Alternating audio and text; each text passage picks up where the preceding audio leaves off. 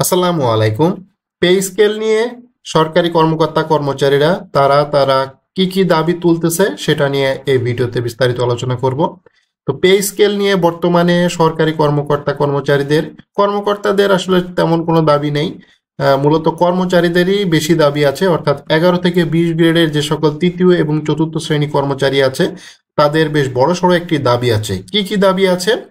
তো এখানে যে দাবির কথা বলা হচ্ছে সেটা হচ্ছে যে ন্যায্যতা ও বৈষম্যবিহীন নবম পে স্কেল বাস্তবায়নের দাবি জানিয়েছে সরকারি 11 থেকে 20 গ্রেডের চাকরিজীবীরা। অর্থাৎ ন্যায্যবিহীন হতে হবে, বৈষম্যবিহীন হতে হবে এবং যাতে একটা বৈষম্য থাকে, ব্যালেন্স থাকে। অর্থাৎ প্রথম গ্রেড পাবে 1 লক্ষ 1.5 লক্ষ টাকা বেতন, সর্বনিম্ন যে বেতন আছে তার 10,000 15,000 টাকা, এরকম তারা চাচ্ছে না 11 থেকে 20 গ্রেডের যে সকল কর্মচারী আছে। আগামী 31 ডিসেম্বরের মধ্যেই নবম পে স্কেল বাস্তবায়নের সময়সীমা বেঁধে দিয়েছে তারা। তাদের পক্ষ থেকে সর্বনিম্ন বেতন ধরা হয়েছে 32,000 টাকা এবং সর্বোচ্চ 1,28,000 টাকা ধরে 13টি গ্রেড করতে হবে। অর্থাৎ এখানে 3টি জিনিস তারা ফিক্স করে দিয়েছে। 11 থেকে 20 গ্রেডের বিভিন্ন সংগঠন আছে, আপনারা জানেন, সেই সংগঠনগুলো থেকে এই দাবিগুলো এসেছে। সেটা হচ্ছে 32,000 টাকা সর্বনিম্ন বেতন হতে হবে এবং 1,28,000 টাকা সর্বোচ্চ বেতন হতে হবে এবং বেতন গ্রেড 20টি ভেঙে ফেলতে হবে, সেটা ভেঙে 13টি গ্রেড বাস্তবায়ন করতে হবে। অর্থাৎ 13তম গ্রেডে যার বেতন হবে 32,000 টাকা, 1 নম্বর গ্রেডে যার বেতন হবে 1,28,000 টাকা। তারা এইটা চাচ্ছে। কিন্তু বর্তমান পে কমিশনের বিভিন্ন সদস্যগণ বিভিন্ন মিডিয়াতে তারা বলছে বা বলতে চাচ্ছে যে বর্তমান যে 2015 সালের যে বেতন কাঠামো আছে সেই বেতন কাঠামো ঠিক রেখে সেইটার বেসিককে ডাবল করে দেওয়া। অর্থাৎ যে গ্রেড 1, সেই গ্রেড 1তম গ্রেড 78,000 টাকা বর্তমানে চলতেছে, সেটাকে ডাবল করে দিয়ে অর্থাৎ 1,56,000 টাকা করা এবং 20তম গ্রেডে যে চতুর্থ শ্রেণী কর্মচারী 8,250 টাকা আছে তাকে ডাবল করে দিয়ে 16,500 টাকা করা। বাট এইটা কোনোভাবেই কোনো সংগঠন মানতে চাচ্ছে না এবং এটা বাস্তবায়ন হলে কেউ মানবেও না। তাদের যেটা দাবি সেটা হচ্ছে সর্বনিম্ন 32,000 টাকা করা এবং গ্রেড সংখ্যাকে কমিয়ে 12টি করা এবং আরো অনেক দাবি আছে। বাট প্রাথমিক দাবি হচ্ছে এইটা। ভাতা সংক্রান্ত বেশ কিছু দাবি দেওয়া তাদের আছে। সরকারি কর্মকর্তা কর্মচারীদের জন্য নতুন বেতন কাঠামো নির্ধারণের জন্য জাতীয় বেতন কমিশন 2025 গঠন করা হয়েছে এবং তাদের কাছে এই দাবি জানিয়েছে 11 থেকে 20 গ্রেডের কর্মচারীরা। সম্প্রতি জাতীয় প্রেস ক্লাবের সামনে এই দাবিগুলো তুলে ধরে 11 থেকে 20 গ্রেডের চাকরিজীবী ফোরামের সদস্যরা। তাদের দাবির মধ্যে রয়েছে এই ভাতা সংক্রান্ত, অর্থাৎ বাসা ভাড়া। ঢাকা সিটি কর্পোরেশন এলাকায় মূল বেতনের এখানে 80% দাবি করা হয়েছে। এছাড়া অন্যান্য সিটি কর্পোরেশন এলাকায় 70%, অন্যান্য এলাকায় 60% বাসা ভাড়া দাবি করা হয়েছে। বর্তমানে বাসা ভাড়া খুবই বেশি।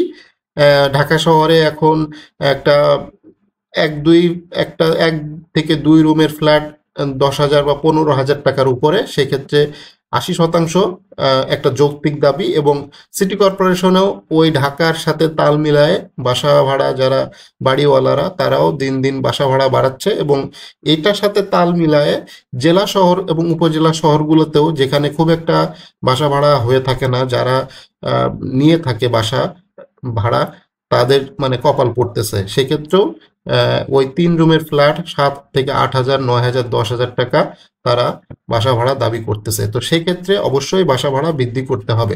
পাশাপাশি চিকিৎসা ভাতা 6,000 টাকা, শিক্ষা ভাতা প্রতি সন্তান প্রতি 3,000, যাতায়াত ভাতা 3,000, অন্যান্য এলাকায় 2,000, ইউটিলিটি ভাতা 2,000 টাকা, টিফিন ভাতা বাবদ 100 টাকা দৈনিক, এটা মাসে 2,200 টাকা। বৈশাখী ভাতা 50% করার দাবি করেছে। বর্তমানে বৈশাখী ভাতার জন্য বৈশাখের যে মূল উৎসব সেটা হচ্ছে ইলিশ পান্তা খাওয়া। সেই ইলিশ মাছ এখন 2,000 থেকে 2,500 টাকা কেজি।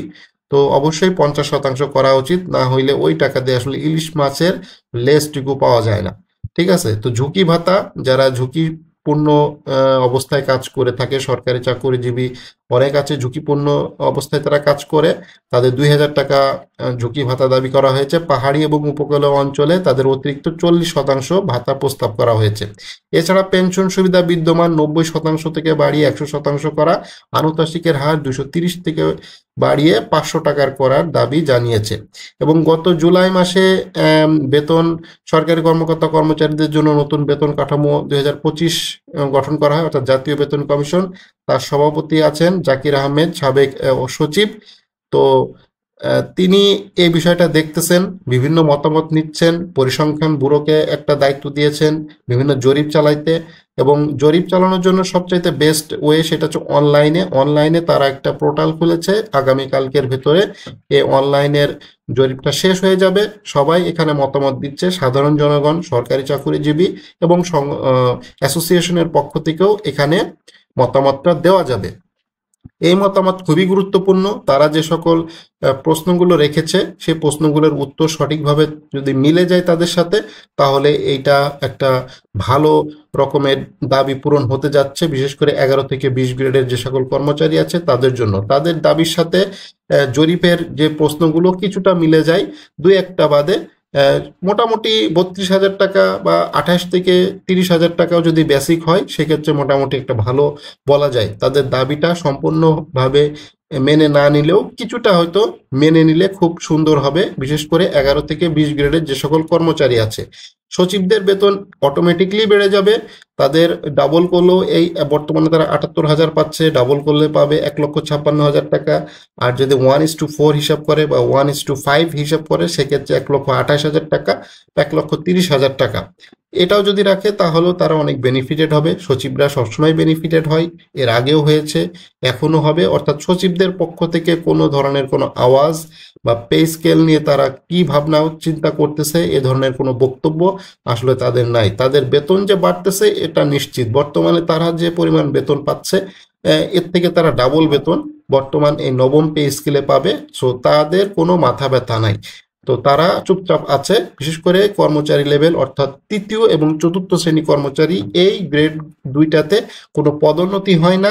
এরা সারা জীবন এই ব্লক পোস্টেই চাকরি করে এবং এদের বেতন খুবই কম।